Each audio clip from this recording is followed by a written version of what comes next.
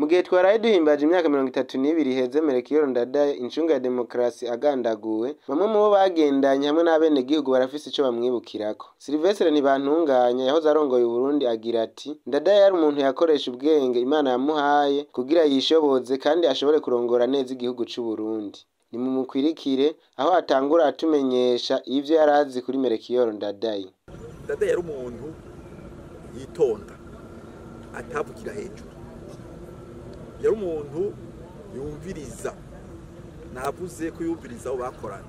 Mugabo kandi yarashaka kandi yarabikora akumviriza n'abandi batari basangiye umugambwe mbere nabo bari bahanganye. Ndadaye kandi yarashira imbere bimwe bikomeye ivyerekeye agateka ka muntu. Uzorabe ingingo ya mbere yafashe ikomeye yabaye ingingo yo guhanagura mu mateka y'u Burundi igihano c'urupfu. Hanyuma kandi Ndadaye yari umuntu yagira ati nta Burundi bushobora kugira aho bwishikanye ngo batera imbere wa munyagihugu dukorera asigaye inyuma. Nico gituma yagira ati jewe iterambere riko darondera Burundi zoritangurira hagati mu gihugu kwabene gihugu. Hari n'ibindi rero jewe ndamuzi imyaka 15 twabanye, yari umuntu asoma cyane, yari umuntu yumviriza, yari umuntu mbere no kuryoherwa aryoherwa. Twarajana mu kabari. Ndadaye mwarabonye mu mafoto yarakunda kumviriza umuziki.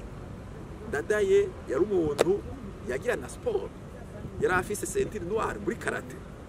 Ndadaye yari umuntu rero yakoresha ubwenge Imana yamuhaye kugira yishoboze ashoboresha cyane igihugu cy'u Burundi.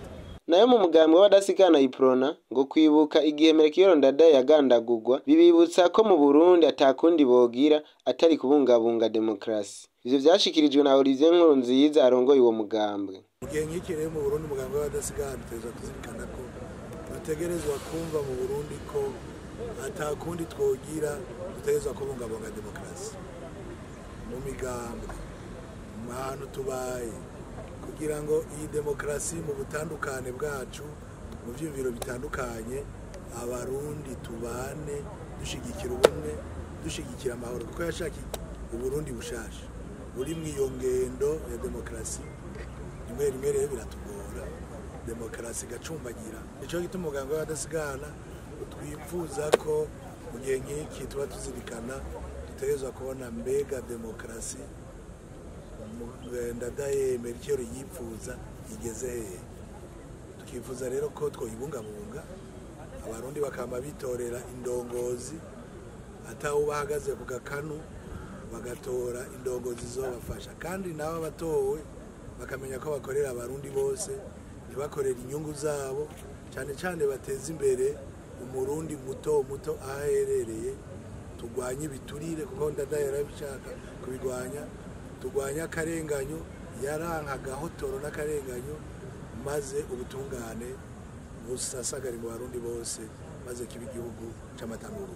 Minani Moyize umwene gihugu aba mu gisagara ca Bujumbura we ashikiriza ko ico yibukira kuri Melchior Ndadaye ari uko yaharanira ukungana kw'abarundi bose imbere y'amategeko. Incunga ya demokarasi mu Burundi Melchior Ndadaye yashaka ko abantu bose bagira ijambo kandi ata n'umwe asumba uwundi, kandi inzego zubahanye, umuntu muto akubaho, umuntu mukuru akubaho, bose tukagira ijambo, si mukuru si mutoyi, si watowe si watoye, bose bakangana imbere y'amategeko. Ivyo yifuza umukuru w'igihugu Melchior Ndadaye. Uwo mwene gihugu ngo aratangazwa ariko no kugene kwibuka iyo ncunga ya demokarasi bigenda birata agaciro buke buke, aho ngo batanacumva n'ijambo Melchior Ndadaye yashikirije. Twenda tubona ko umengo bashaka kuca vita, bashaka kumera uyu munsi niwe bashaka kuyibagira, kuko twaba tubona munsi imbere iheze sico kimwe n'ubu kugenda biragirwa. Babonye kari twabura tuzi twibera menshi n'abakuru baraza ari benshi, ariko ubu dusigaye tubona ari bake.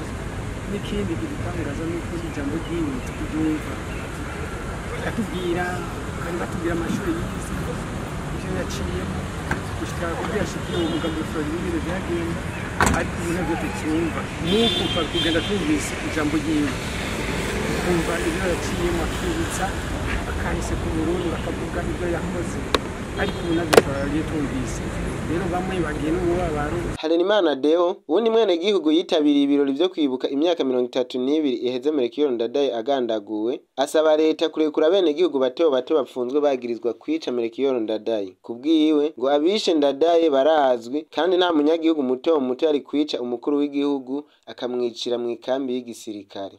Abarundi muri rusangi abasaba gufatana mu nda. Akabaye karabaye ivyaheze vyaraheze tufatane mu nda twese tubibamo.